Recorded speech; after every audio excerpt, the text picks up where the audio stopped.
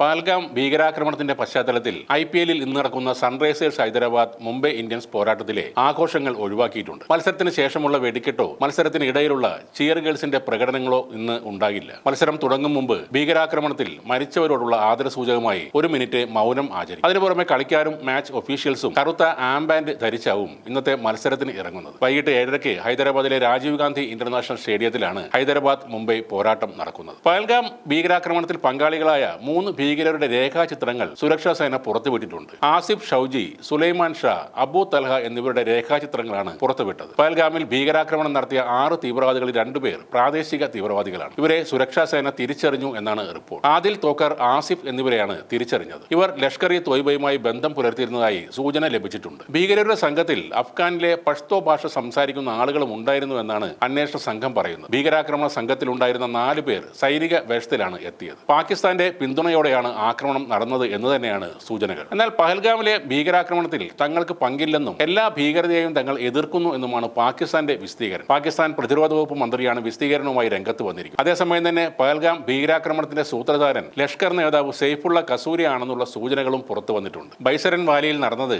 Lashkar ISI ആസൂത്രിത ആക്രമണം എന്നാണ് സുരക്ഷാ ഏജൻസികൾ വിലയിരുത്തുന്നത്. ആക്രമണത്തിൽ ലഷ്കർ-ഇ തോയ്ബയുടെ പങ്ക് ഔദ്യോഗികമായി സ്ഥിരീകരിച്ചിട്ടുണ്ട്. പഹൽഗാം ഭീകരാക്രമണത്തിൽ വേദനിച്ചു നിൽക്കുന്ന ഇന്ത്യക്ക് പിന്തുണയുമായി ലോക നേതാക്കളും എത്തിയിട്ടുണ്ട്. അമേരിക്കയുടെ എല്ലാ പിന്തുണയും ഇന്ത്യക്കുണ്ടെന്ന് അമേരിക്കൻ പ്രസിഡന്റ് ഡൊണാൾഡ് ട്രംപ് പറഞ്ഞു. കാശ്മീരിൽ നിന്ന് വരുന്നത് വളരെ അസ്വസ്ഥതയുണ്ടാക്കുന്ന വാർത്തകളാണെന്നും ഭീകരവാദത്തിനെതിരെ ഇന്ത്യക്കൊപ്പം ശക്തമായി നിലകൊള്ളുന്നുവെന്നും ട്രംപ് അറിയിച്ചു. രാഷ്ട്രപതി ദ്രൗപദി മുർമുവിനെയും പ്രധാനമന്ത്രി നരേന്ദ്രമോദിയെയും വിളിച്ച് റഷ്യൻ പ്രസിഡന്റ് വ്ളാദിമിർ പുടിൻ നടുക്കവും ദുഃഖവും രേഖപ്പെടുത്തി. ക്രൂരകൃത്യത്തിന് ആർക്കും ന്യായീകരണം നൽകാനാവില്ല. ഈ ആക്രമണത്തിന്റെ സൂത്രധാരന്മാരെയും ഇത് നടത്തിയവരെയും നിയമത്തിന്റെ മുന്നിൽ കൊണ്ടുവരണമെന്നും അവർ കടുത്ത ശിക്ഷ അർഹിക്കുന്നു എന്നും പുടിൻ പറഞ്ഞു. തീവ്രവാദത്തിന് എതിരെയുള്ള യുദ്ധത്തിൽ എന്നെന്നും ഇന്ത്യക്കൊപ്പം നിലകൊള്ളുന്നു എന്നാണ് ഇസ്രായേൽ പ്രധാനമന്ത്രി ബെഞ്ചമിൻ നെതന്യാഹു അറിയിച്ചത്. ബ്രിട്ടൻ, ഫ്രാൻസ്, അറബ് രാജ്യങ്ങൾ എന്നിങ്ങനെ ലോകരാജ്യങ്ങൾ ഇന്ത്യയോട് ഐക്യദാർഢ്യം പ്രഖ്യാപിച്ചു കഴിഞ്ഞു. നാടിനെ നടുക്കിയ ഈ ക്രൂരത, ഈ തീവ്രവാദ ആക്രമണം ഈ അടുത്തെങ്ങും ഇന്ത്യ മറക്കില്ല. ഇനി എന്ത് വേണം എന്ന് തീരുമാനിക്കാനും അങ്ങനെ ഒരു തീരുമാനമെടുത്താൽ ലോകത്ത് മറ്റാരെയും ആശ്രയിക്കാതെ അത് നടപ്പാക്കാനും കേൾപ്പുള്ള ഒരു ഭരണകൂടം തന്നെയാണ്